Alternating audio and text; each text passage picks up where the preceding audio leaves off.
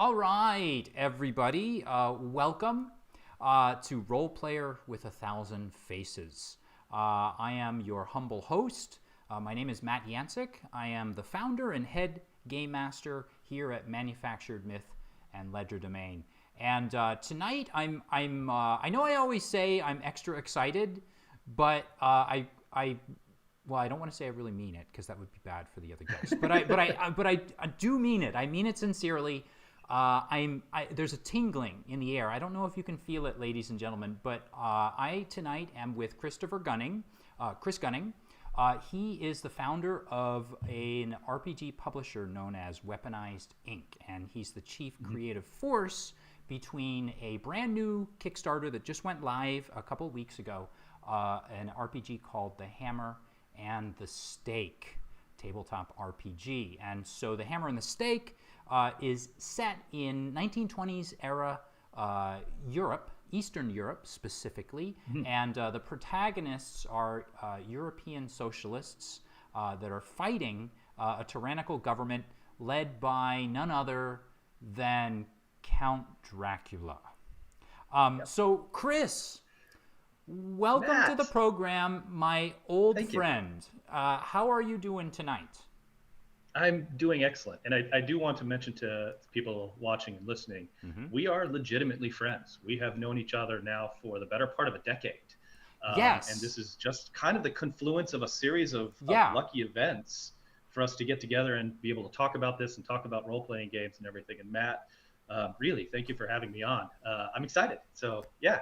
It's awesome to have you. So some of you may know that I've kind of traveled quite a bit and all that. Chris, you might not know because, well, maybe you do know. I guess it depends on what sort of viewer you are. But he's traveled quite a bit as well, and we bumped into each other in Tokyo, Japan, where we lived around the same time about 11, maybe even 11 or 12 years ago. A lifetime. Yeah, it feels like it, right? It feels like it. And so we became good friends because, of course, we have a shared love for role-playing, and I used to actually be a player in one of Chris's, or at least two of your games.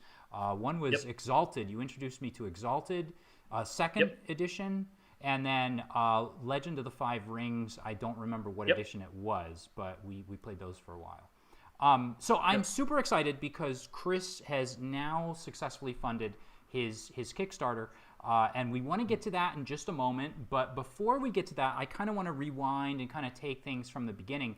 Can you tell us a little bit maybe about yourself, Chris? Like, what do you do? How are you involved in the RPG scene? Tell us a little something about yourself. So I have been a role player ever since I was 7 years old. I am north of 40 these days. I'm a passionate role player. I really love the fiction side of it. I love interactive fiction. I love all types of games, actually. Board games, war games, hex and shit war games, simple party games.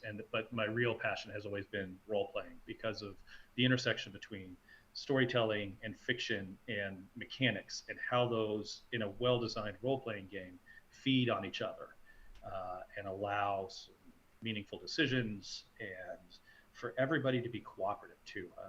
When I was 7 years old and I was introduced to Dungeons and Dragons by my cousins in Wisconsin, it blew my mind that there was this whole idea of a game out there where you're not competing with each other and where you're collaboratively building a story. And I was really into, dragons at the time, just like in dinosaurs and knights, and I was drawing all this stuff. And my cousins told me, "Oh yeah, you can play that," and that was true, and it remains true now. And in fact, it probably is more true now because of the proliferation of the different genres and visions for types of games. So I've been a long-time role player for more than 30 years now. I've been a freelancer for a little over 20. I started freelancing with DreamPod 9 on a game called Tribe 8, which is still very near and dear to my heart. I love that game so much. And have bounced around here and there with White Wolf and Gold Rush Games and Arc Dream most recently, as well as Son of Oak, City of Mist, Delta Green. So I've been really lucky on that end too, is that there has been an opportunity for me throughout the years to use this passion about role-playing games and interactive fiction and to be able to write about it and hone my craft. And now here I am launching Hammer and the Stake. And it seems to be doing pretty well, kind of like shockingly well, kind of like almost getting me a little bit nervous. Oh yeah, I want to talk about that in just a minute, Sure. Because I am sort of vicariously feeling nervous through you, because we kind of know this about each other, but for the last year or two, I keep saying to myself and to everyone around me that I kind of want to run a Kickstarter as well. But part of me fears the success that you're actually having right now. But let me just sort of ask you this, because I'm kind of curious. You mentioned that you started playing RPGs when you were around 7 or 8, and that you were kind of interested in the idea that they were collaborative. What that kind of makes me think of is when I started playing RPGs, I was probably around 8, 9, 10, whatever. But I remember coming to RPGs with kind of a competitive attitude because I had never played anything like that. Did someone kind of mentor you in them that to like show you that they could be collaborative, or was it just something that you picked up automatically, or? Picked up automatically. Actually, you say this now, and so my very first ever role-playing game, I remember it was a Dungeons and Dragons game, again with my cousins, both of whom were older than me. And my oldest cousin created this like Kobayashi Maru type of situation where my new character and my other cousin's new character were like facing off against a green dragon or whatever. And we were having these negotiations with this green dragon. You know, we're like first or second level characters. We're doomed. And I remember working with my cousin, who was the other player character at the time, when we were working together to try to negotiate our way out of this. And that was the beginning of this collaborative process. It probably was in my head that there might be some kind of competitive nature of it, but that first experience of role-playing games where I was working with the other player, trying to keep our characters together and think about it, and conspire and negotiate and work, that was my first introduction. And I think that has, quote unquote, tainted me throughout the years. The other part of it is I deeply love collaborative games. And up until recently, there weren't a whole lot of them out there, right? In the board gaming world, the idea of collaborative games is still a relatively recent, explosion into the popular psyche.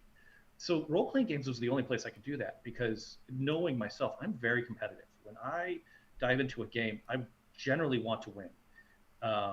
And I've had to train myself out of that over the years. I will be completely honest, there were incidents where I was an exceptionally bad loser, and I needed to work myself out of that. Right. Role-playing games were my safe space where I could play and be part of a game and explore the mechanics and still have a sense of success, but that sense of success was shared across the table.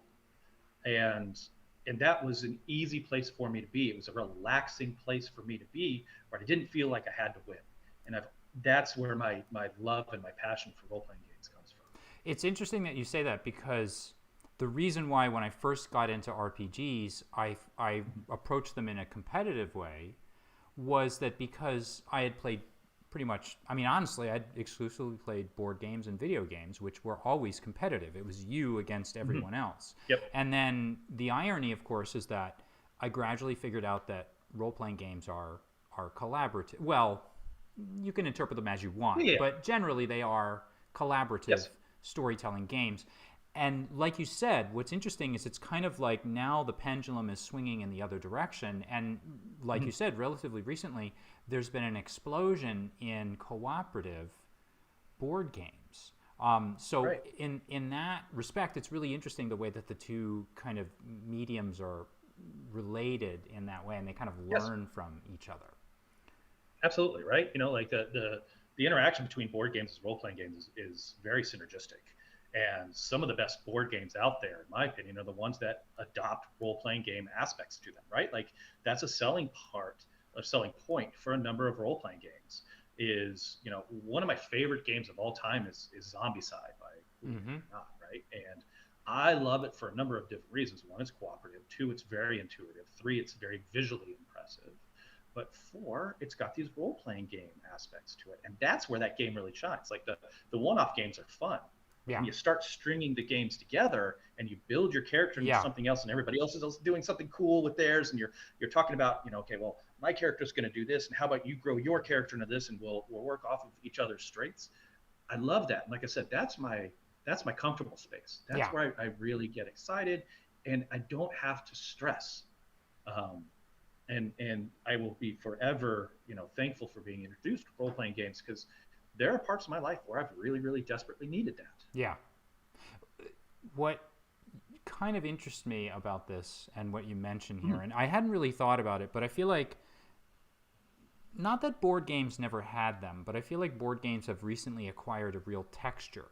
There's like a real kind of, there's backgrounds to little faceless pieces that used to move around. They have different abilities, they're asymmetric. And in that respect, I feel like they become far more compelling maybe for it.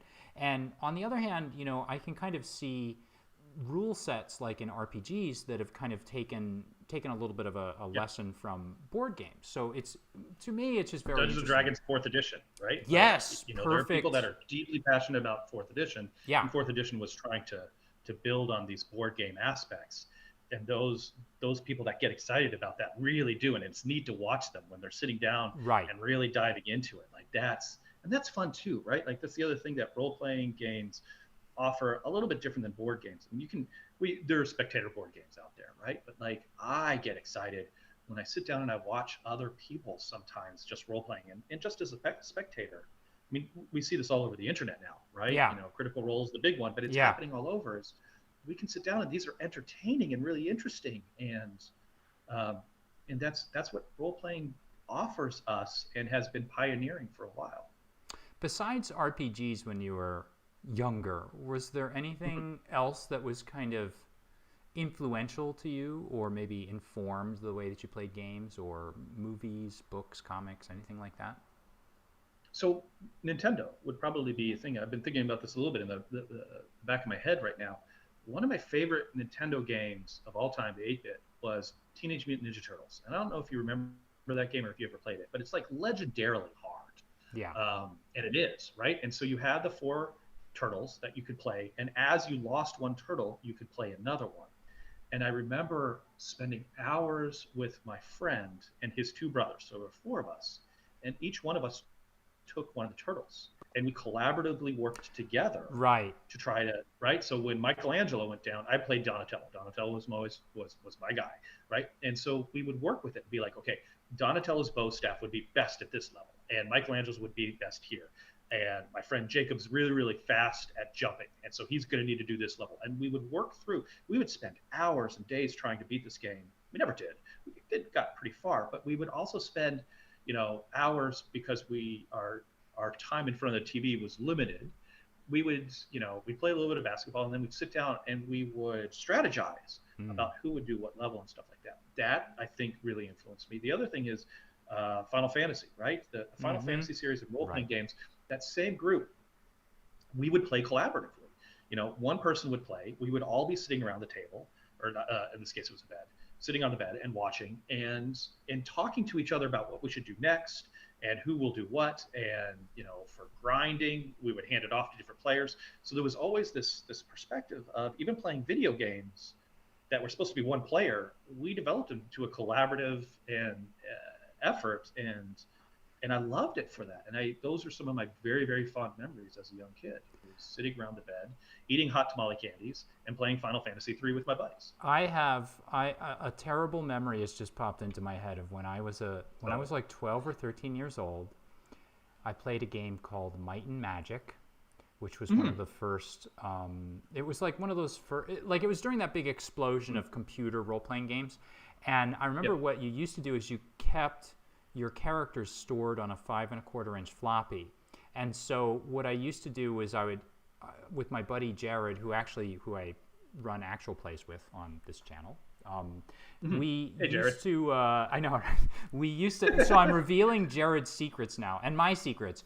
What we used to do is I would transfer all the gold to like the wizard, and then I would duplicate the disc, and then I would insert one disc with like where the wizard's got all the gold in like one and in one pouch or whatever, and then I'd swap the discs and I deposit the money back with like the fighter. So now I've duplicated like the money, and we would just kind of endlessly do that, and we'd run our gold pieces up. So just proof that RPGs can be very collaborative in especially when you're doing stuff. And remember, like, especially during that age, and we are totally dating ourselves, right? But like a lot of those games, you had to have graph paper and map out the map. Yes. Right? Like there was a physical component to this that's not necessarily expressed any longer or represented any longer. But yeah, like it's not hard for us to go back and like some of us still have those maps, right? And they were inevitably wrong. Like I was really bad at mapping. I was exceptionally bad at mapping. Yeah. You know what? This reminds me, I'm so sorry. This reminds me of another story about Gary Gygax, and I don't know if this is true or not. This is just what I've heard. This is the rumor. He used to be very detailed in, of course, the dungeons that he created in his hex like mapping and all that. And what he used to do was screw with his players by creating a very gradual slope in some of his tunnels, so that the players would be like, why are we going in circles and we don't reach anything, when actually what was happening is each level was going down like an inch per grid square. And so you would eventually like be going under, and they couldn't figure it out. But anyway, I'm sorry. I digress. So then you have this love for RPGs and video games and things like that. What were your first forays into like running games like? Or were you running games, or were you playing them, or what side of the fence were you on? I've almost always been a GM. I do play here and there, but I consider myself a game master first and foremost. And yeah, I started with Dungeons and Dragons. I kind of stuck with that through most of high school. Then I discovered Vampire the Masquerade, and like that's when the gloves came off, right? I remember reading about Vampire the Masquerade in a review in Dragon magazine, a physical review, and I remember it talking about the cover and how it was marbleized, and the review was kind of like, this is a little pretentious, but there's the nugget of a really good game. Yeah. And I remember going and picking it up and reading it, and I was like, holy Christ, there's more than a nugget of a good game in here. This thing's amazing. What was it that you liked so much? So I'll be honest, like I remember at that time I thought there was something a little pretentious about Vampire as well. I've since changed my tune, and I think I actually really like their 5th edition. But what was it that grabbed you about Vampire in that first edition, that first time you picked it up? Lack of levels. That was probably my first introduction, or close to my first introduction of lack of levels. And I remember that just blowing my mind. Like, they're just giving me experience points and I can spend it however I want. What an amazing concept. And what am I going to do with all this freedom? Right. And you know, the basic clans, the 7 basic clans were all really interesting and distinct. And I could see what Mark Reinhagen was doing with that. And this idea as well, like, again, you know, what am I going to do with all this freedom? The entire world was there. Yeah. Right. And was based in this world. And that was probably my first introduction of a role-playing game, because that used, you know, an alternate reality but is basically our world. And so I could go to Canada. I could set something in my hometown. I could do, you know, like all these very simple, intuitive options that don't exist in Dungeons and Dragons or Star Frontiers, which was one of my other first games. Right. You know, as a game master, I was like, holy cow, what am I even going to be used for? The players have got to all decide. And obviously there's more to it than that, but I just remember reading that and loving it. And yeah, it's been, and Vampire the Masquerade first edition still is my benchmark in a lot of ways for a good game design. How were you as a game master then? What if you could, if current Chris right now could look back on Chris back then, running games. How would you evaluate yourself like as a GM? And maybe how have you maybe changed or how have you progressed? As a game master right now, and my players will tell you, um, I throw the rules to hell very quickly, which is kind of ironic seeing as I'm designing a whole new rule set. Yeah, I was going to say. Right?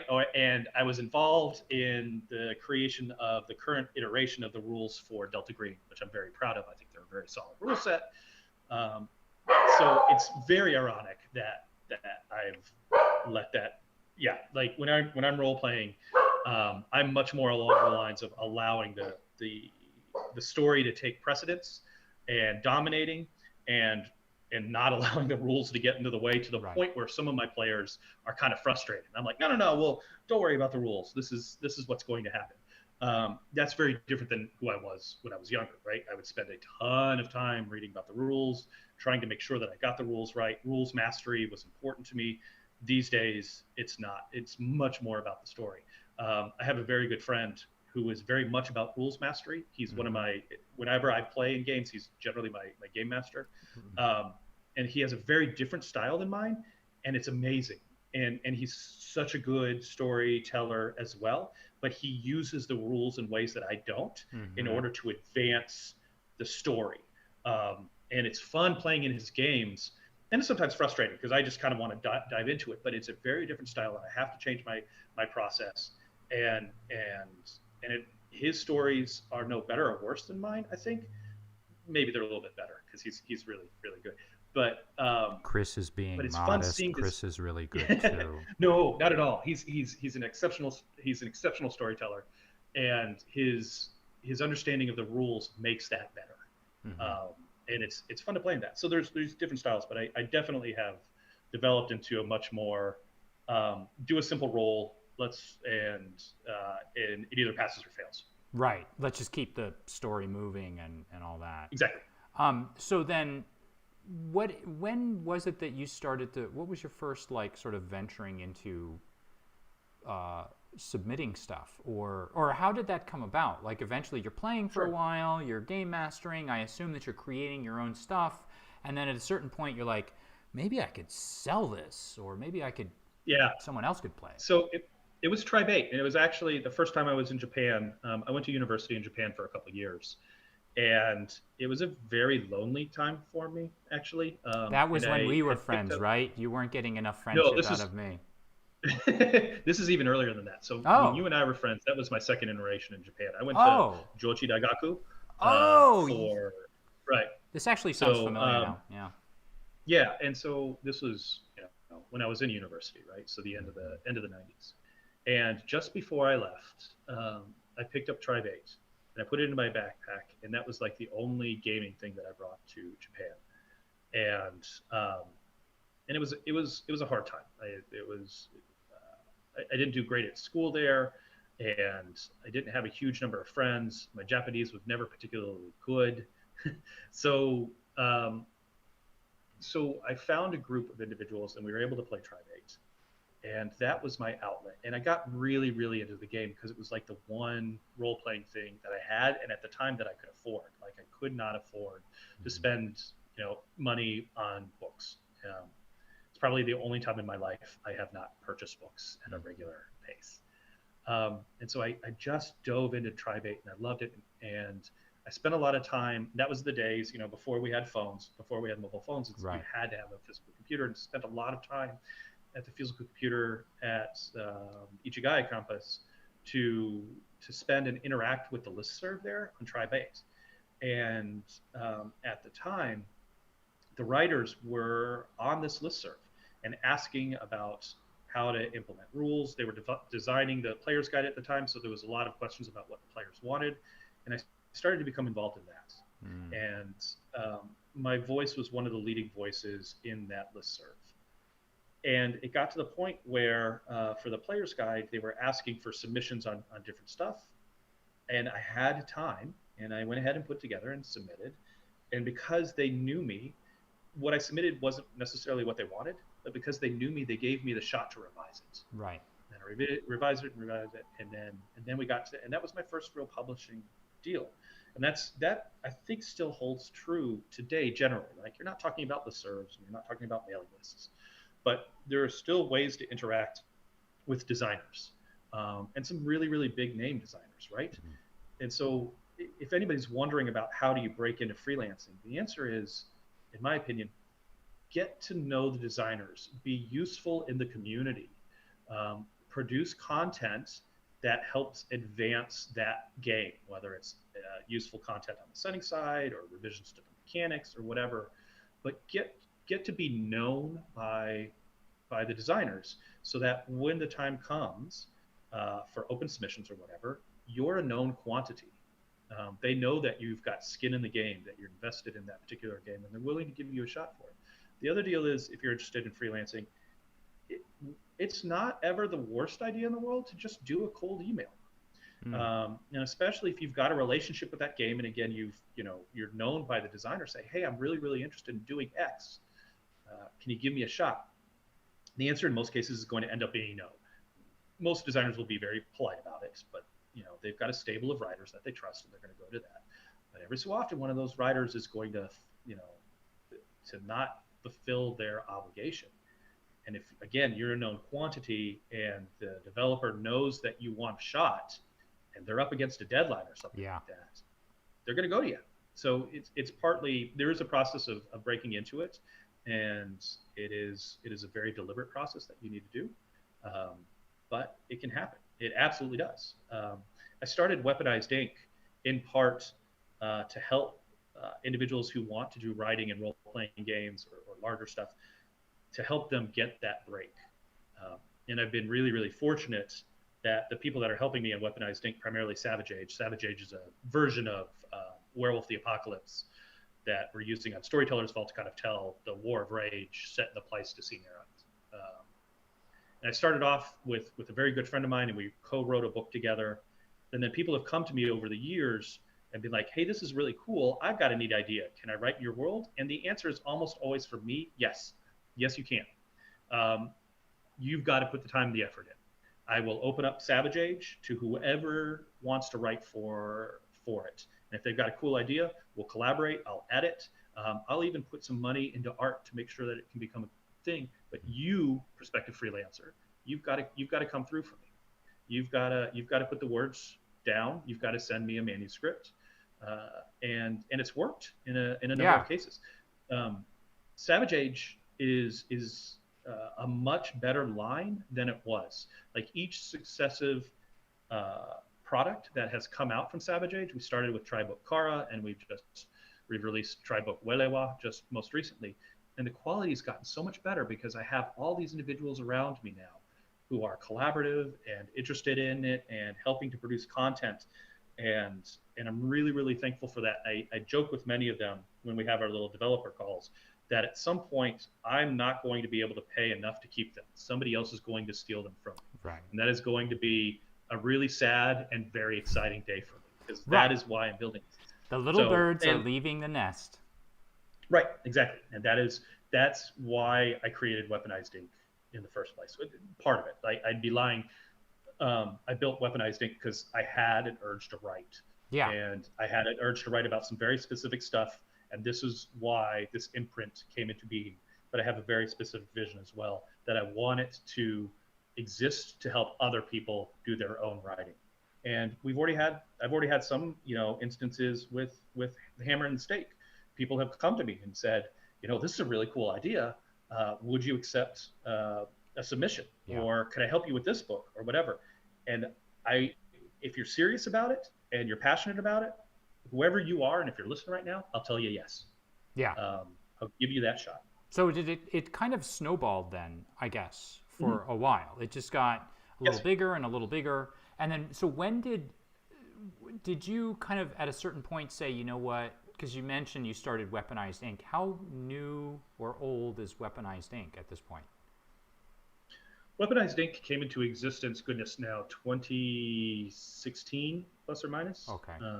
And then that was specifically because that was specifically because you wanted to do your own stuff, and you wanted to. That's because, so there is, everybody knows Drive-Thru RPG. It has two sister sisters or three websites, right? GM's Guild is also really, really That's popular. right. Lots of people know Yeah, that. yeah. There's also Storyteller's Vault, and Storyteller's Vault is for fan publishing of stuff connected to the old World of Darkness. So Vampire 5 is out, the new Werewolf is out, but anything from like 20th anniversary, from Vampire the Masquerade first edition up to revised and anniversary editions, is open.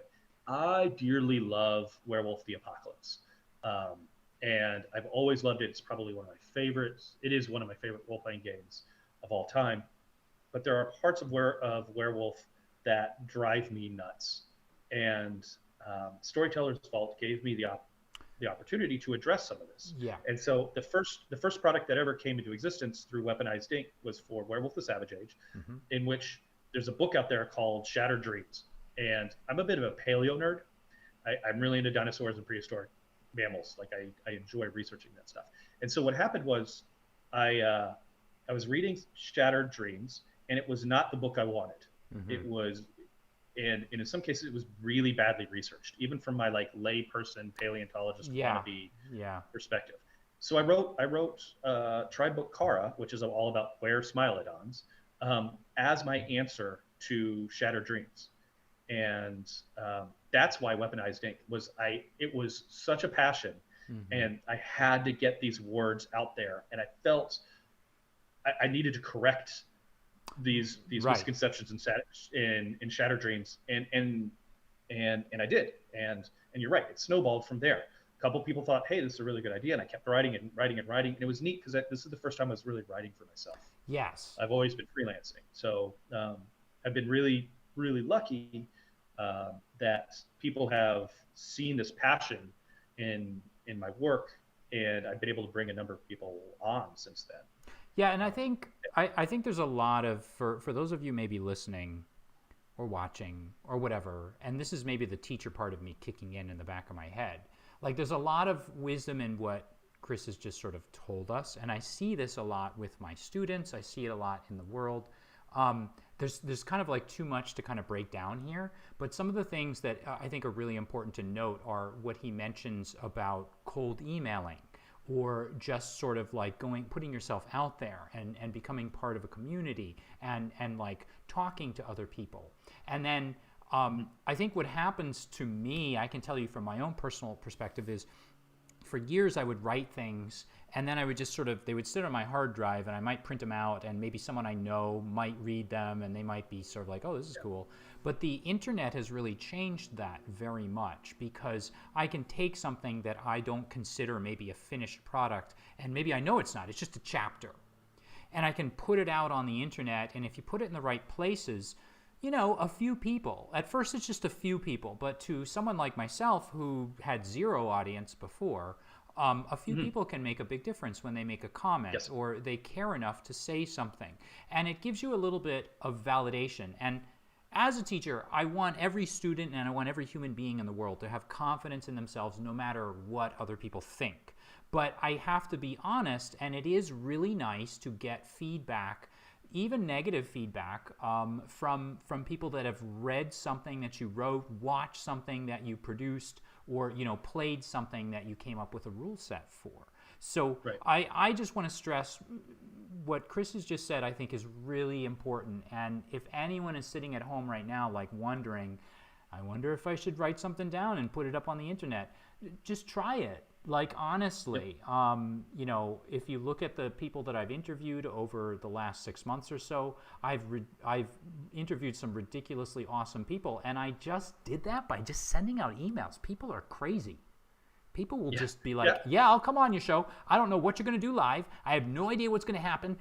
Who knows? But sure, I'll just show up at this time and I'll talk to you for an hour to an hour and a half. And it's worked out okay, and it makes, it's fulfilling. So anyway, I will say, go ahead. The other thing about freelancing or putting your own product out there is the most valuable thing you can remember is the perfect is the enemy of the good. And this is true in a lot of things. I use it in my work life as well, right? A lot of people are going to hold back because they don't think that their novel or their game or whatever else is good enough. And that affected me too. I was worried when I put Try Book Car out there that, you know, it probably needed another editing pass, and there was going to be grammar mistakes, and I probably screwed up some mechanic, and somebody's going to jump all over it. One, if somebody jumps all over it, means that they've read it, so thank you very much. That's like when I get a thumbs down, I'm like, awesome, somebody watched it and hated it. Yeah, right. And we're in this, and especially for anybody in this era now, you know, if you publish something as, you know, it's a PDF, it means you probably own it as a Word document somewhere else. And if you mess up, you can correct it. Yeah. You can go back, you can do it. And that's exactly what's happening with the Workers Primer, which is the quick start for Hammer and Stake, which, by the way, is for free up on drive-thru right now. But if, you know, people are downloading it and coming back to me and being like, I don't understand this rule, or this is a complete disaster. And they're coming at it from generally a place of love. As in, I understood most of your game, but this part I don't. This doesn't work for me. Right. Can you please tell me what you mean? And I've gone through, and I think I'm probably on version 200. It's actually 1.7 right now. But it's based on this feedback and these people that are willing to take the time and read it. Yeah. And there are people that, some hate it. Some people hate the system that I've developed. But there's a number of people that really find it interesting and have dove into it and are giving me a shot to make it better based on their interactions. And I'm thankful to anybody out there that does that. We've got a Discord, and I make an effort that anybody that pops into that Discord, if they've got an opinion or a thought, my job is to do my best to interact with them. Yeah. Well, do you have then, let me ask you this. So I've heard a rumor that you hold down a full-time job and you have a family. I do. Yes. Now this is another aspect of creation, like that is tough for a lot of people. How is it that you've managed to hold down a full-time job, which I know keeps you going after hours, and a family, which I know is more hours than a person has in a day? How have you managed to do that and like still create? Like, is there a particular approach you have, or is it just like you kind of like when things are like you're in the bathroom and you're like, oh my gosh, I have a moment alone, I'm on the toilet, I can actually write something out? When do you create? How do you schedule that? What is that like for you? So let me define the parameters of what, right? So I do have a full-time job. My job often has me go to receptions and work after hours. So that, and work on weekends. And I love my job, and it takes a lot of effort and time. So let me tell you right now that is part of who I am. I'm married to a very understanding and lovely wife, and then I also have 3 little girls. The oldest of which is 10. The youngest, which is she's 5. So that's the parameters that I'm dealing with, being a freelancer and working on this stuff. There's 2 things about that. One, I really am passionate about writing. This is my happy place. Other people play video games. I certainly play video games as well, or they play sports or whatever else. Okay, I do not play sports. I watch sports, but I do not play it. But my hobby is writing. Right. But that is my hobby. Everybody finds time for their hobby. And for a lot of people, you know, a hobby is watching Netflix. I don't watch a lot of TV shows these days, and I don't watch a lot of movies. My time is, especially the evenings, is taken up by writing. So, you know, I get back from work, I sit down, we have dinner, we talk, I help put my girls down. They're usually asleep, give or take, around 8:30. My wife and I might watch a TV show at that point, and then it's me time. And me time for me is usually sitting in front of my computer, sometimes playing video games, but usually writing. And even if it's just, you know, 200 words, or editing something and playing around with the mechanics, or rereading something, I always have a word processor in front of me in the evenings, listening to loud, angry music, because I love loud, angry music. Henry Rollins, Megadeth. So I'm a big fan of Tool. Oh, okay, Tool. Sure. I'm really back into Rammstein. Okay. Their late stuff is great. So anybody that reads Hammer and Stake right now know that Rammstein and Tool and have In This Moment are all keen. Yeah, actually. But that's my time. So this like 9 o'clock to 11 o'clock period every night, almost every night, is a period where I sit down and write. And my wife is really understanding about this. That's the time I need to recharge. I'm an introvert by nature, It doesn't come off across it. My job requires me to be an extrovert, but I always recharge by being away from people. And there's those people that really get excited about being around people. That's not me. Yeah.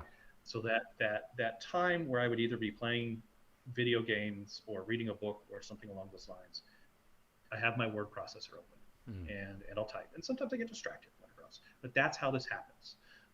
I will take time off of my day job to write. I will carve out specific periods of my life to sit down and say, you know what, I'm going to spend the morning writing. Or I'll, my kids are just old enough now that, like a Saturday morning, I can carve out 2 or 3 hours and just sit down and write. And they might interrupt and stuff like that.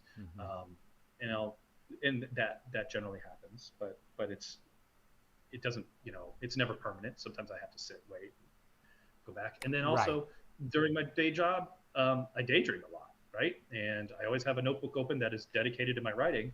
And as an idea comes up, I'll make sure to jot it down. And so then I get really excited when I come home at night and I have that period at 9 o'clock where I sit and have the word processor open. I've got 5 things I've got to jot down. And they've been rolling around in my head either for the day at least, or maybe for weeks. And now I've got to get it out, right? And so that really pushes me along. So that's part of it. I will also say, though, that having a full-time job is a real asset for something like Weaponized Ink, because I have an income. Yeah.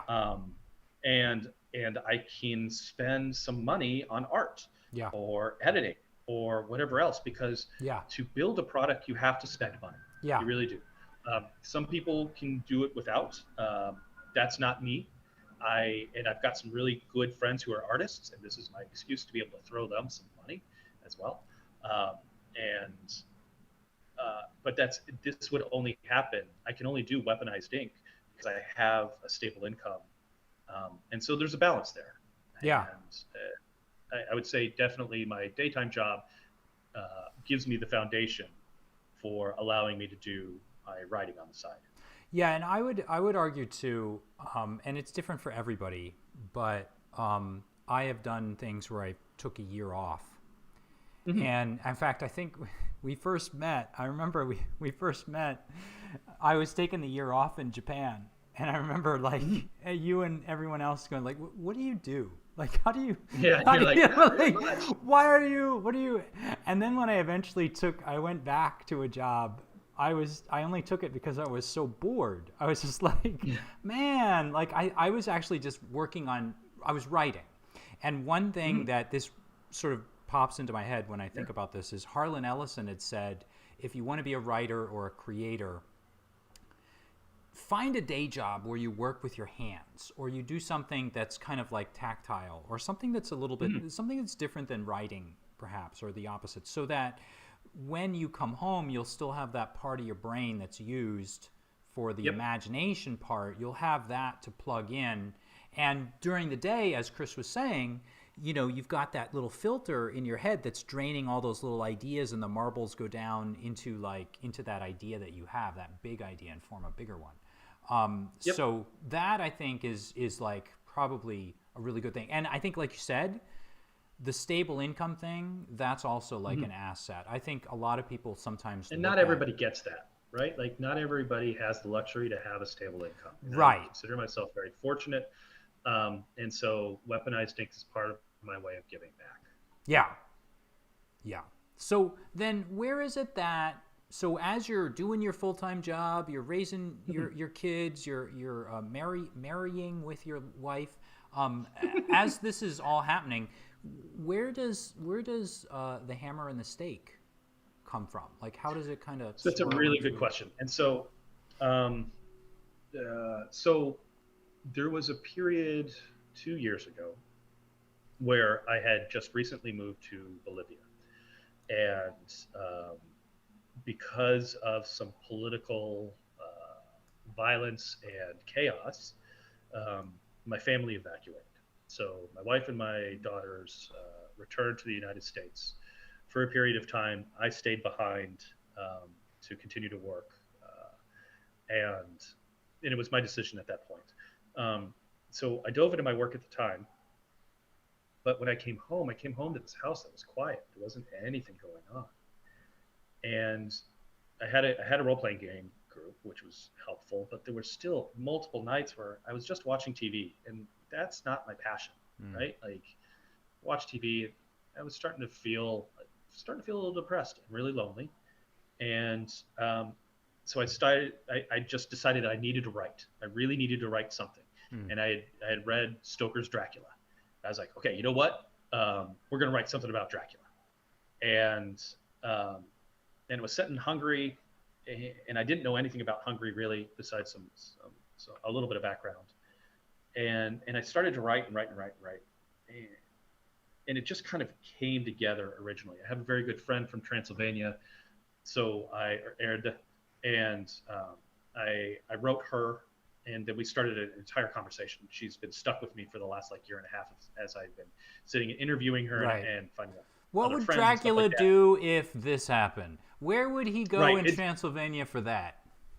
Right, and then and more along the lines of like, what is Erd like? What is Budapest like? Where do you come from?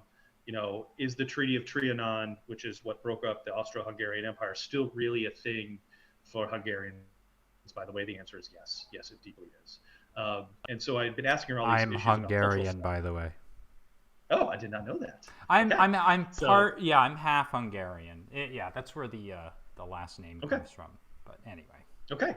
So, and I'm still learning, right? And so this was my opportunity to really kind of dive into something. So the dark secret about, it's really not a dark secret. I'm telling people all this, so it's not dark nor is it a secret. It is dark. As a half Hungarian, I can tell you it's a dark secret, everyone. No. So Hammer and the Stake is my cyberpunk game. And like people are like, wait, what? Am I in the right interview right now? Where? Right. Like what kind of genre?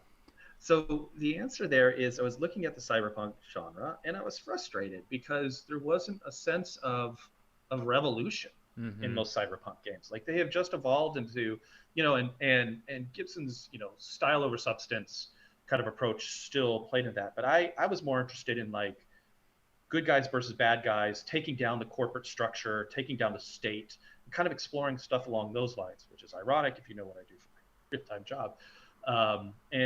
And so I wanted to explore that stuff, but I didn't want to do it with cyberpunk because goodness gracious, there's just a ton of cyberpunk games out there. Yeah. And I just finished with the Stoker stuff, and I was like, okay, so what happens? How do we get to a point where Dracula, this like unequivocally bad guy, like is the state?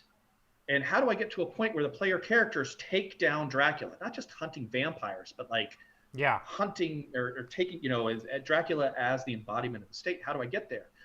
And then I started doing research and stuff like that. And then I got really interested in socialism and Marxism, not so much Leninism. Lenin can go jump. And I got into that, and there's really fascinating philosophy. We all know this, right? And it's interesting and deep and thought-provoking. And so that's kind of where it all kind of came together. Is I wanted very clear good guys. I wanted a very clear bad guy. Yeah. I also wanted, like in Werewolf the Apocalypse, one of the things I think Werewolf the Apocalypse does really, really well is there is an inherent thing to do. And I'm a big believer in this for role-playing games, right? Like in Werewolf the Apocalypse, you are to fight the worm. The worm is going to exist. If you don't know anything else, if you're a completely new player, you as the storyteller explain what the worm is, and you say, build a character to fight the worm or the minions of the worm. And that's super easy.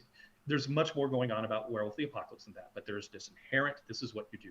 I love games that do that. Yeah. And I wanted a game that did that. And so this is also my exploration into it, is that Hammer and the Stake is about taking down a fascist, Dracula-controlled vampire government.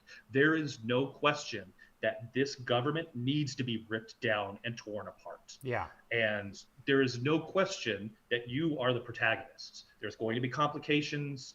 There are definitely some shades of gray. But in general, when you sit down with your buddies and your friends, either virtually or at a real table, and you play Hammer and the Stake, you know what you're supposed to do. Yeah. And there's no question, and do it.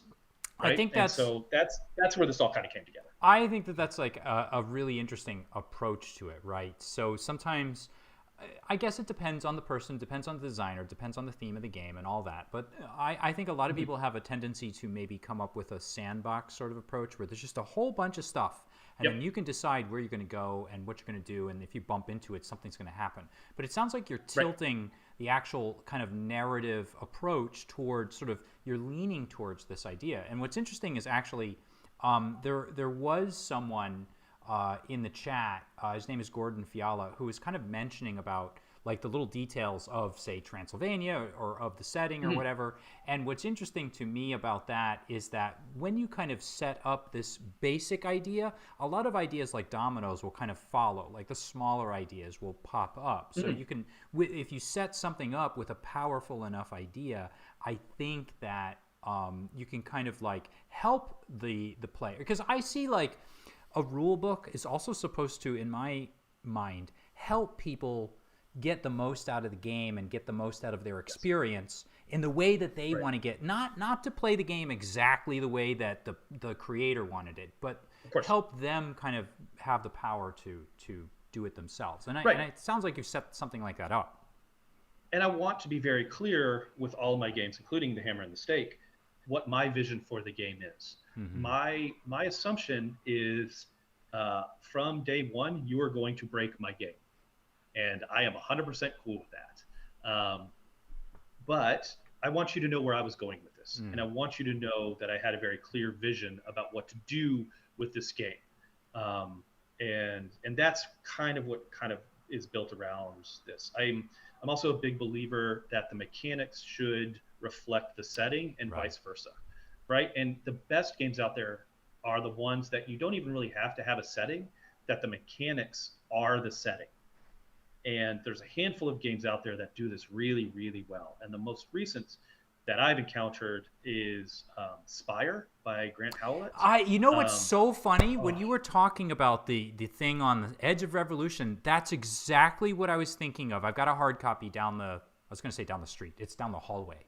Hopefully not down the street. But yes, tell us about that connection. Sorry. He's such an amazing game designer, and I'd love to meet him. I've actually emailed him a couple times because there was a book lost, and he was very, very helpful in helping me find it. So that's been my only interaction with him, besides excellent customer service if he's listening to this. But he designs games that are relatively rules light, and the setting is built into it. Like each character concept doesn't require a whole lot of description, because the description comes out when you play the characters and the powers that they have, and they tell you about the setting because of the way that the powers are built. And it's a fabulous, very, very interesting setting, by the way. Spire, I agree, and Strata, and the others, right? Like it's this dark elf revolution. I never even made the connection between the two. I guarantee that there's been some sort of influence because I love the game. And he does this better than I do. And he's the kind of designer that I aspire, that I want to work towards being a little bit better at. He has a level of confidence. His team, we'll say, his team has such confidence in the role-playing games that they design that you can feel it. Like they don't need to give you a lot of bullshit. There's not a whole lot of words dedicated to it. They know one, they trust the reader, and two, the setting's awesome. Go ahead. Sorry. I was just going to say it's a very streamlined game. Like even the artwork itself, like it's kind of so if you are familiar with, and I don't mean you, Chris, because I'm pretty sure you are very familiar with this, but you, the viewer, are familiar with the comic illustration work of Mike Mignola or Mignola. I've never known how you pronounce his name exactly. His work is quite complex and textured and layered, but he does it with very simple kind of forms and shapes. And the artwork in the Spire reflects the text in the Spire, like the setup of the book in the Spire. It's all very easy to go through. It's easy to reference. You look at a page and you know what's going on. You can kind of figure out where things are. It's a wonderfully designed book, a game, I think. So, on the book part too, it is great, true, and that's a great example. As a designer, the team behind Spire, Grant, is using the visuals in a way a lot of other role-playing games don't. Right. Like those visuals built into each page Yeah. is telling you a story.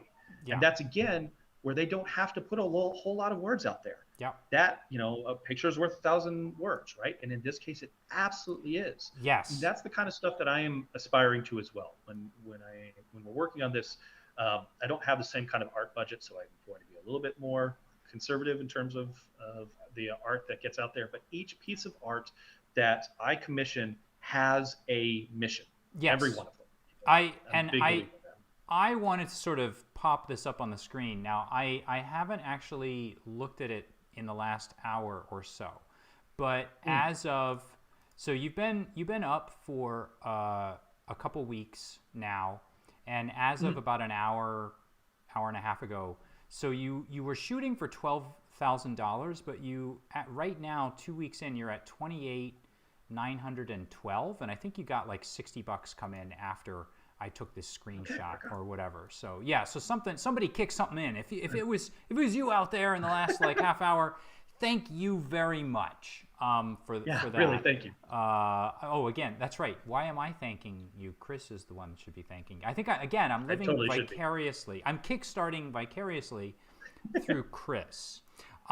So Chris, how did you have the cojones, the guts to kickstart something? Why did you decide not to go with Drive-Thru RPG? No offense to Drive-Thru RPG, you're a wonderful site. Why did you decide to kickstart this, and how the heck did you even begin to think about it? So the core concept behind the Kickstarter is I want a physical book that I can be really proud of, and that whoever pledges money and gives me their vote of confidence, I want the same. I don't know exactly what this book is going to end up looking like. I'll tell you right now, I've been talking with publishers and printers and other people that are behind role-playing games, and I'm trying to really visualize what is the maximum coolness that we can get out of this book. But I want something tangible that's mine, right? Like I've spent 20 years helping make other people make very cool books. This is my opportunity to try to make my cool book and my vision of it. So that's the core behind the Kickstarter. I spent a lot of time hemming and hawing and being nervous about it because probably like yourself, probably like a lot of people out there, Kickstarter's a fairly big deal for me, right? Like enough people have been burned by Kickstarters that when I push that button saying I'm asking for your money, it's a serious deal, right? Like it is a commitment on my part that I'm going to see this thing through, and it's a commitment on my part that when I launched it, I talked to Tracy, my wife, and said, there's a possibility that if it only just barely funds, that there's going to be some part of it that's going to have to come out of our pocket. Are you okay with that? And we talked about it, and she said yes, but there's a risk there. Yeah. And I talked to a lot of people that have done Kickstarters, successes and failures, and try to figure out that, we've seen where Kickstarters have failed, and a lot of it has to do with shipping, and it has a lot of, fulfillment and stuff like that. That stuff's completely opaque to me. I get layout, I get art direction, I get writing. I don't know much about, or I didn't know much about how to get a book to a person. Like if somebody from Australia is willing to pay for shipping, one, good on them, but two, now it's up to me to make sure that I can get them that book with the money that they have spent. Right. And so there was a lot of talk. Son of Oak, Amit Moshe was really, really helpful on that. My contacts within Arc Dream, Shane Ivey, was really, really helpful for that. So Compara Publishing, Jerry Grayson, spent a lot of time with me answering a lot of my very dumb questions to allow me to get to sophisticated questions. And it was very, very honest with me. So there was a year of me interviewing people and evaluating, am I really going to make this jump? Or if I'm just going to put it up on Drive-Thru RPG and call it a day and walk away. But I have this passion for seeing it become a real book. And this is the way to do that. The other deal is I don't love POD quality. Print on demand. Yeah. They're good. They're good for what they do. but this is not my vision for this book. I want something that ultimately feels like it is part of this alternate setting that I developed. Um, and I want people to be really proud of the book. And so that's why it had to be Kickstarter, is I need that money to help defray the risk of printing a minimum of 500 books. And that's why I approached this Kickstarter. And I think anybody that's interested in Kickstarter, sitting with a couple friends, and that was kind of the light bulb going off moment for me. Yeah. So the money isn't yours, one, right? That $12,000 that I was asking for, that means I make zero money. In fact, I'm probably $1,000 in the hole. And so if it only funded at that point, that is basically the minimum amount that I needed to get a little bit more art, to pay for layout, and to print 500 copies. And so the light bulb moment, is just defraying risk. Mm-hmm. So at the point where you identify how much money you need to print a book, in this case, you are identifying the minimum number of individuals that you need to be able to ensure that you do not go in the hole. Right. You make your money back. And so, that's what has been, that was the catalyst moment for me, of understanding what the Kickstarter really meant, what it was supposed to do, and give me the confidence that I could do this thing. So then that 12, and these are my dumb questions, everyone. So that $12,000 is basically, that's the point, that's the break-even point where you fund it, and on top of that, and what's funny is I've participated in Kickstarters all the time, but I don't pay too much attention. I just throw my money at them and just like whatever. Now that doesn't include the shipping, because then there's some sort of thing where, how does it work? Like, is there some sort of thing where it says, so okay, Kickstarter's allowing you to put in shipping now, right? And so that changes it. In fact, the 29K, I was just looking at it, about 4,000 is tied up in shipping right now. So of that 29K, it's actually only about 25K. Mm-hmm. And then you've got to take away, I've got to take away for like each stretch goal that I have is a certain percentage or a certain amount of money that I've got to pay for art and for layout and for editing and for the writing, right? And so each one of those stretch goals is a minimum of $1,000 that I'm looking at, right? Mm-hmm. And then I have to pay for printing, and then I have to pay for the layout of the book itself, and I want to buy some more art. So the finances quickly go, right? People tend to look at Kickstarters and be like, well, shit, he just made $29,000. Oh, and that doesn't include the 10% cut that Kickstarter takes. Right. So that $29,000, at least from my vision, is not my $29,000. Yeah. That is all tied up either reinvesting into the game or commitments that I have made to any individual who is willing to pledge for me.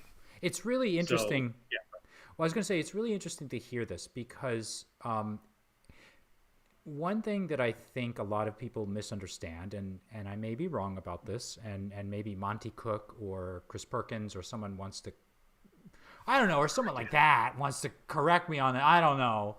They may. But the feeling I get a lot of times, like if I do something like, let's say I put up a post and I say, hey, everybody, come watch Roleplayer with 1,000 Faces. I'm going to have Chris Gunning on tonight. And now this actually didn't happen, but this has happened to me in the past. People will like pick on it and they'll get angry at me and they'll say, oh, you're just trying to like make money and become famous and become rich and all this stuff. And I often think to myself, how old are you that you think I'm going to become rich and famous by going into role-playing publishing? Like, what sort of view do you have of the world where there's like a billionaire role-playing game tycoon driving down the road in like a mink stole and like with a giant cat, like a limousine, and like going to studio, like big parties in Hollywood? Like, I feel like basically it sounds like, and you can correct me if I'm wrong, but it sounds like you're not making any money on the Kickstarter. All you're really doing is getting your book out there, and you're kind of not getting paid for your own work that you have assigned yourself. That is absolutely 100% correct. I will say, and I'll be very, very frank I was running the numbers, and I think if the Kickstarter ended today, there's about $2,000 there that I could take for myself. Mm-hmm. I am not that isn't necessarily tied up in anything in my mind, right? In terms of development, right? Like yeah. it's not tied up in creating in the book yet, or it isn't tied up in one of the stretch goals, or it isn't tied up in paying Kickstarter, or it isn't tied up in right. So there's about $2,000 right now that exists, and this is after being, I would argue, fabulously successful so far. You know, like I'm absolutely. more than double what my Kickstarter is. Absolutely. So this $2,000 and the amount of time and effort that I have put into this, plus the amount of money that I have already paid for art, right? Like the Steve Ellis, Paul Way, and Alessandro Kelly are amazing artists, and they deserve to be paid. And they have been paid, and they will be paid. And part of the reason they're still working for me is because I have paid them. But that stuff's not cheap. Like good art is not cheap. And so, and there's been a certain amount of money that I've already invested out of my own pocket. Yeah. We get back to this. I've got a stable job, which allows me to do that. So that $2,000, if I took it all for myself, is probably still not fully paying back the amount of time and effort and art costs that I put into it. You would probably. I was going to say you probably wouldn't even make minimum wage if you divided up the number of hours that you actually worked on the project, and years, maybe even in some cases, of time. Right. And the reality is that 2K is, because I am who I am, is going to go back to the book. Yeah. I might pull a little bit behind to do something nice with my wife. But the reality is I want to make this book as fabulous as possible and as interesting as possible. And, you know, too many Kickstarters come back and are kind of disappointing. Yeah. And I don't want that to be this game. Right. This is very much, by the way, ladies and gentlemen, a very Chris Gunning answer. This is very much the Chris Gunning work ethic, which kind of leads me into my next question, which is like, if you had to sort of sum up like the Chris Gunning look and feel, or the Chris Gunning approach to like designing a game or role playing, like, do you have something? Is there something that Chris Gunning specifically brings to the RPG world? I think so. And I wouldn't, if you had asked me this a year ago, I probably wouldn't have had this answer. And I don't know if I would be that self-aware, but because of my interaction with fans of Savage Age, and because of the Hammer and the Stake having my quick start out, I've seen a number of people come in and tell me that they love the passion of my games. And I think I can totally see that, right? Like, I write frantically sometimes. And my poor editors are looking at things, even if I've gone back in and revised them, and it's almost like stream of consciousness in some cases, because I get so excited about stuff and it's just pouring out of me, right? I love the stuff I write about. I do not take projects I am not passionate about. And that's another luxury, and I get that not every freelancer even out there has that ability, but I do. And I've turned down projects that haven't been the right ones for me because I didn't like them. You know, like I thought I did, and then I started sitting down. I was like, no. And I went back to the person who said, you know what, I'm not the right person. You need to find somebody else. So every project I've been involved in, I love. I get excited about. And the Hammer and Stake and Savage Age are great examples of that. So one, I think you're going to see a project that is passion. It may not be perfect, and but it's not going to be for lack of trying and effort. Yeah. The other thing that I try to infuse in each one of my games is meaningful decisions. You hear that about a lot of places, right? But for me, I love that stuff as a player and as a game master.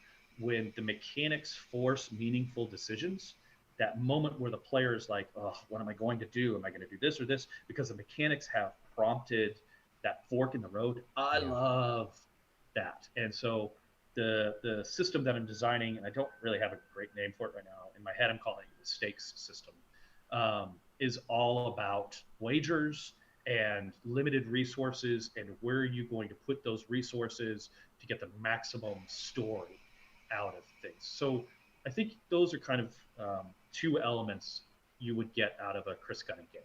Cool. Well, then let me ask you this. So if you want the mechanics and the stories sort of work back and forth on each other. What sort of impact do you think maybe your game, you could talk about your game specifically, but maybe gaming in general, RPGs in general, have on people, like as individuals or from a cultural level? Like, because it sounds like the issues that you are dealing with in your game are rather atypical. I mean, there are a few games out there like yours, they deal with sort of these sorts of situations and conundrums, but what do you think that we get out of these things, or what happens like as individuals and culturally to us as we play and continue to play? I mean, besides the obvious, which is entertainment, right, and escapism, and both of those are super important, very useful, right? That role playing games offer in a way, again, that not all other mediums do, right? Like not all other mediums are interactive. So that's really important, and I think role playing games, that's the niche that role playing games have, more so than even board games in a lot of cases. There's a level of effort and creativity. And that's one of the things I love about role-playing games, to digress for a second. Individuals who do not consider themselves creative are like, oh, I'm not creative at all, whatever.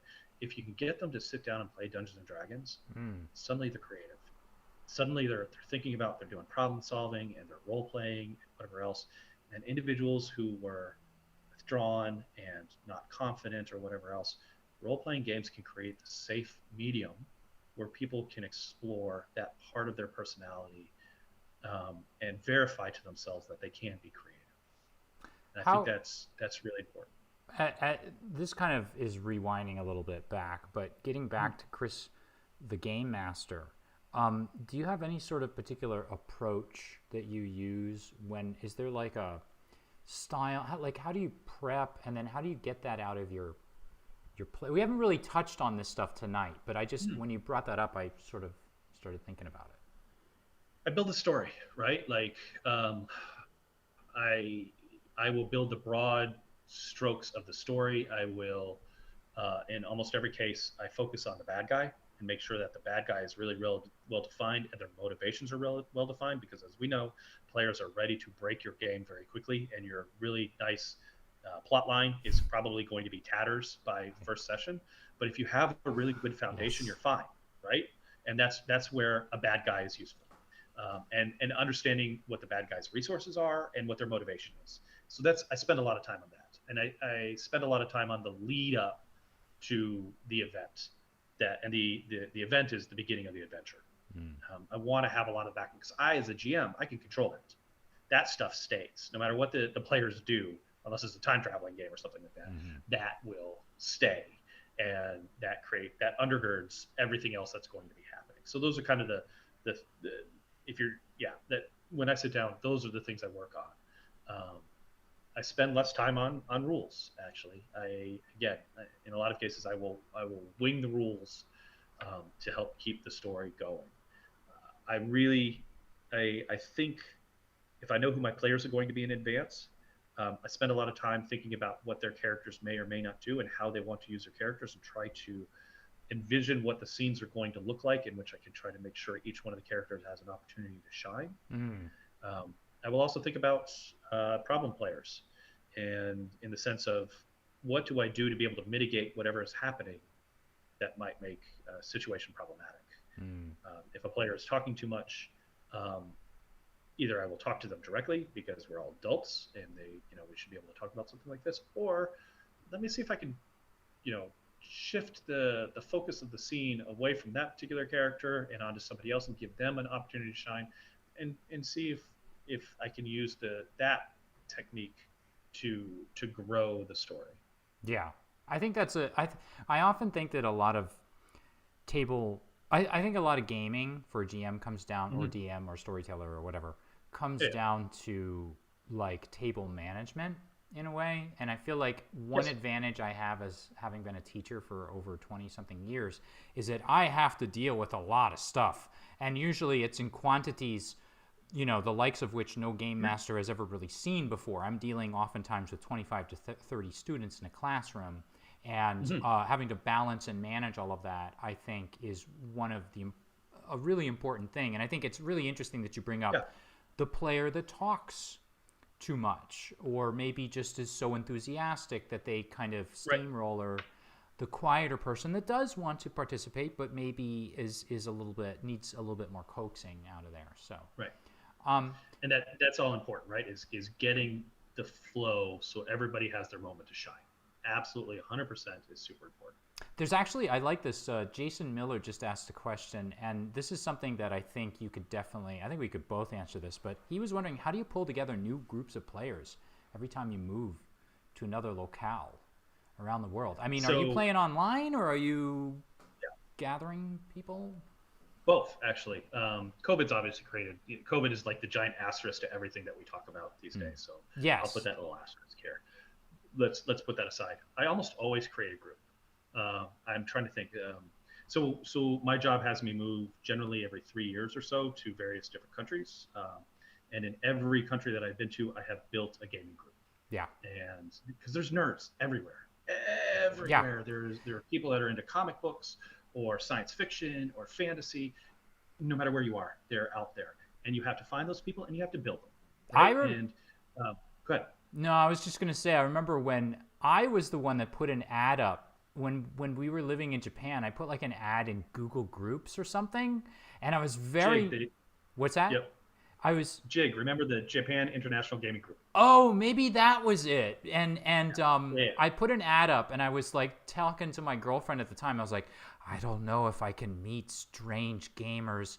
And she's like, why don't you meet someplace safe before and you can get to know who they are? And I think we met like at a McDonald's. It was like you, me, and there were at least 2 or maybe 3 other people. And we all met at McDonald's. And I had brought a copy of Sky Realms of Darun. And I was like passing it around, and absolutely nobody, after looking at the rules, was enthusiastic. Looking at the illustrations, they loved it, but looking at the rules. And so for like a few hours, we all talked, and I think we walked around, and I think it was you. You like turned to me, and you're like, so are we going to game or what? And I was just, I was like, yeah, okay. And then we started gaming. So Jason Miller, take it from us, that is something you may, just simply reaching out. Right? And that's it. And you can identify, there's a lot of people, and let me take a step back. This day and age especially, right? There is no, if you want to have physical gaming, if you want to have people sitting around your table, you have the means to do so. Yeah. And especially just using YouTube and stuff like that. This idea that people don't understand how to role play, fair enough. But now we've got tens of thousands of videos that show you how to role play. And a lot of it's really entertaining and interesting. Yeah. And you know, with Amazon and with other stuff, it's easier than ever to find books out there, and you can download it off Drive-Thru RPG. Like the resources exist out there no matter where you are. And so the issue is you've got to put the time in. You've got to put the effort. The last country I was in Bolivia, there was a guy who was kind of interested in Dungeons and Dragons, mostly just wanted something to do, and he was the one I was thinking of actually when, you know, like, I'm not creative. I don't know if I can handle this stuff. It's probably too advanced for me. I was like, you know what? Give me an afternoon. We're going to make a character. We're going to do a session 0 and give me the opportunity. And he did. And it's super easy, right? Like, role-playing isn't hard. It's super intuitive. You don't need to know all the rules. I, as a GM, will walk you through this. Tell me what you want to do, and we'll work it out. And he started playing, and he got into it, and he ended up buying all the books himself, and he's a role player now.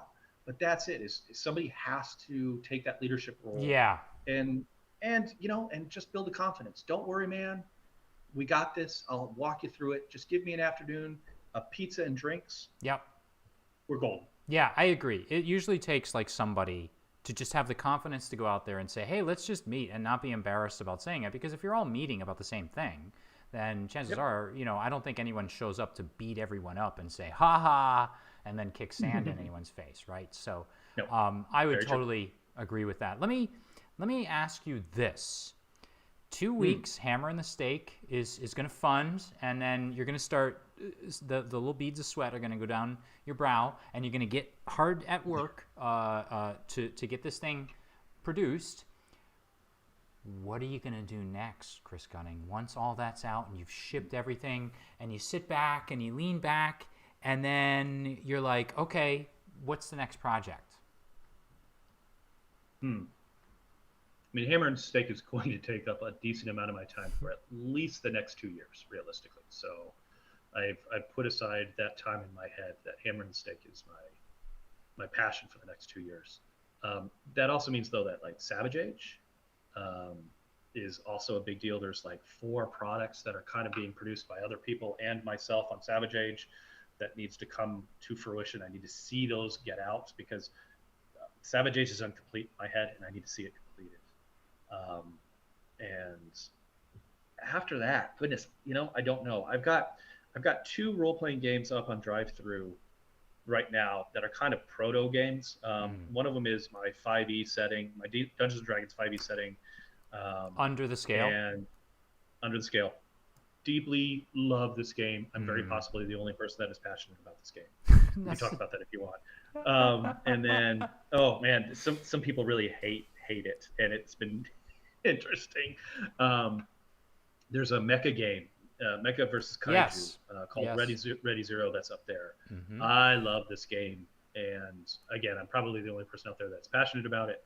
But if given the opportunity, I think I would probably expand Ready Zero into the full game that I want it to be. Right now, it needs a lot more art. It needs a lot more on the setting.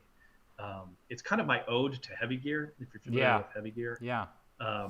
It is Heavy Gear had this awesome meta plots, and it was interesting, and things were developing, and it was a great rule set and stuff like that. And it's just not in the best place right now, and it hasn't been for a decade. So because I can't buy the Heavy Gear IP, I'm going to create my own in some cases, right? Well, like some of that. But what I think is cool about that is, here's another thing one thing I noticed about what you have up on Drive-Thru RPG is that you have a smattering of several different kinds of things. And they're not these huge, sprawling, like enormous necessarily works. And I think that what often happens with people that are maybe trying to kickstart, just metaphorically speaking, kickstart work, is they think they have to come up with something huge. And I think sometimes making those smaller little, I actually call them micro settings, making like a micro setting 10, 15 pages long, putting it up on Drive-Thru RPG gives you kind of a portfolio of ideas to draw from after you've sort of built up like a collection of stuff. Because I would imagine that, and you can correct me if I'm wrong, but I would imagine that the reason why you went with the Hammer and the Steak is because, that was the thing that caught you after going through all of these other works. And that one took on a life of its own, right? More so than some of the other stuff. I mean, if you go back and look at Under the Scale, I think Under the Scale is like 200 pages, so it's not particularly small. Ready Zero is 75 pages of mostly rules on mecha and stuff like that. So that one definitely, I just kind of put up there to see if it would resonate with anybody. Right. And it hasn't resonated with a lot of people. It resonates deeply with me, but it hasn't with others. So I put it up there and it's on the shelf, and I will eventually get back to it, or maybe not. Maybe life will overtake me and not. But it's there, and it'll be an opportunity at some point to go back. But you're absolutely right. Like sometimes you throw the spaghetti up against the wall. Right. You create a micro setting, or you create a 20-page supplement to a game that you love, and you just put it up there, and chances are, especially on Drive-Thru, because Drive-Thru is a bit of a, there's just so much on right now. It's really hard to get attention. Most likely, it's just going to get buried. Yeah, that's the reality. But what if it doesn't? Right. And what if you get a handful of people that pick up on your thing and are like, hey, this is kind of cool, and you're probably not going to get 500 people that are going to be talking about it. But if you got 2 or 3 that are really into your game for a while, that's awesome. It feels great. It does. Someone had asked, and maybe this will be one of our last questions here, but I'm kind of curious to know, and they brought up something interesting. They said, how does the Hammer and the Steak play with, say, 1 to 2 players? So generally pretty well. And in fact, one of the ongoing games on our Discord, where we get kind of updates, is being played with 1 GM and 2 players. And it's going great. My playtests have generally involved 3 or 4 players. But because the mechanic is based around wagering, it's a lot like roulette. Roulette scales really well. right? Like it doesn't matter how many people are standing around the table playing. It works just fine. The issue with the hammer and the stake is it really starts to shine, I think, with 3 players, because the collective, the group, Yeah. There's a bit more going on there, and I built the setting so that cooperation is really important. Right. And the more players that you have out there, the more opportunities there are for cooperation. Yeah. It plays just fine with 1 or 2 players out there. I'll take it back. 1 player is probably not enough. You need to have probably 2 players, because you can't really cooperate with 1 player. The rules, the system will work just fine. The core system would be fine, but some of the other stuff that I have built in, and I am currently building into the hammer and the stake, is about the dynamics, to encourage the dynamics at a table to work with each other. Right. Like it. Well, Chris, I want to say thank you very much for coming on the big program tonight. I also want to say, just honestly, to everybody out there, it is so good to see you again. So we've been in contact for years, but like since that time in Japan, we haven't really seen each other. But it's really cool to connect with you. I am super excited about what you've done. I am just vicariously super happy for you. I've been really, really lucky. I've been very fortunate that I have a lot of very good people behind me. Like, this Kickstarter would not exist if it wasn't for, goodness gracious, I can't say the number of people that have been very, very supportive. The Discord is a really great example. I'll say there's a podcast called Rage Across the Internet that has been, and that community too has been so supportive of the Savage Age stuff that I've been doing. I can't say enough good things. Like, they've been, that community is just awesome.